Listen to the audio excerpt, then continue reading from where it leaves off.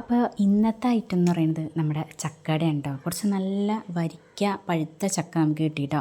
അപ്പോൾ എന്തായാലും അപ്പച്ചി വന്നിട്ടുണ്ട്. അപ്പോൾ ഞാൻ എന്തായാലും പറഞ്ഞു ചക്കയുടെ കഴിച്ചിട്ട് കുറേ നാളായി, ഞാനും ചക്കയുടെ കഴിച്ചിട്ട് കുറച്ച് നാളായിട്ടോ. അപ്പോൾ അത് കാരണം കൊണ്ട് നമുക്ക് ചക്കട ഉണ്ടാക്കാമെന്ന് വിചാരിച്ചു. അപ്പോൾ ഈ ചക്കടയുടെ കാര്യം പറയുമ്പോഴേ എനിക്ക് ഓർമ്മ തന്നെ എന്താണെന്ന് വെച്ചാൽ, ഞാൻ ചക്കട ആദ്യമായിട്ട് ഉണ്ടാക്കിയ കാര്യമാണ് കേട്ടോ, തന്നെ ഉണ്ടാക്കിയത്.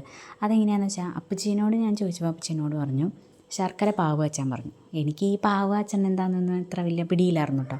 എന്നിട്ട് ഞാൻ എന്ത് ചെയ്തു, വലിയ കാര്യത്തിൽ ഒരു പാത്രം, ഒരു ചീഞ്ചട്ടി എന്തോ അടുപ്പത്ത് വെച്ചു. ഈ ശർക്കര ആ പാത്രത്തിനകത്തിട്ട് നേരെ തീ കത്തിച്ചു കേട്ടോ.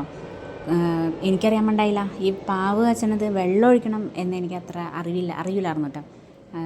ഞാൻ ഈ ചക്കയുടെ ഉണ്ടാക്കുന്ന സമയത്ത് അപ്പച്ചി എന്നെ വിളിക്കാറുണ്ട്, വാ വന്ന് കാണിച്ചു തരാമെന്ന്. പക്ഷേ ഞാൻ പോകാറില്ലായിരുന്നു. ആ സമയത്തൊക്കെ മടിയായിരുന്നു കേട്ടോ, ഭയങ്കര മടിയായിരുന്നു കേട്ടോ. പിന്നെ അത് കഴിഞ്ഞ് ഇപ്പോഴേക്കാണ് മടിയൊക്കെ കുറച്ച് കുറഞ്ഞു. അങ്ങനെ ശർക്കരയിൽ വെള്ളം ഒഴിക്കാണ്ട് ഞാൻ അടുപ്പത്ത് വെച്ചു കേട്ടോ. എൻ്റെ വിചാരം ഇത് തന്നെ അങ്ങോട്ട് ഒരുക്കി വെള്ളമായിക്കോളൂ എന്നാണ്.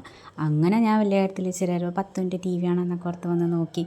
പിന്നെ പോയി നോക്കിയപ്പോൾ എന്താ സംഗതി, പോക വന്ന പാത്രം പൊട്ടിത്തെറിക്കാതിരുന്നത് ഭാഗ്യം. എന്തൊക്കെയോ കാരണന്മാരെന്തോ ചെയ്ത പുണ്യം കൊണ്ടൊക്കെ ആയിരിക്കാം. പിന്നെ ആ പാത്രം തേച്ച് കഴുകാൻ വേണ്ടിയിട്ട് കുറച്ച് ബുദ്ധിമുട്ടിയിട്ടോ ഞാൻ. അപ്പോൾ ആ കാര്യം പറഞ്ഞ് ഇപ്പോഴും അപ്പച്ചനെ കളിയാക്കും കേട്ടോ.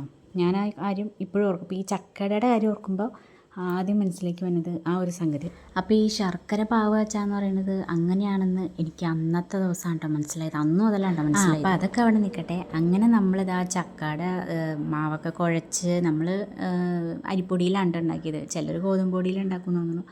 അങ്ങനെ എൻ്റെ കുട്ടിക്കുറുമ്പിയും സഹായിച്ചായിരുന്നു കേട്ടോ. അങ്ങനെ ഞങ്ങൾ ചക്കടയൊക്കെ ഉണ്ടാക്കി കഴിച്ച്. അപ്പോൾ ഇന്നത്തെ വീഡിയോ ഇത്രയുള്ളൂ. ഇഷ്ടപ്പെടുകയാണെങ്കിൽ ലൈക്ക് ചെയ്യാൻ മറക്കരുത്.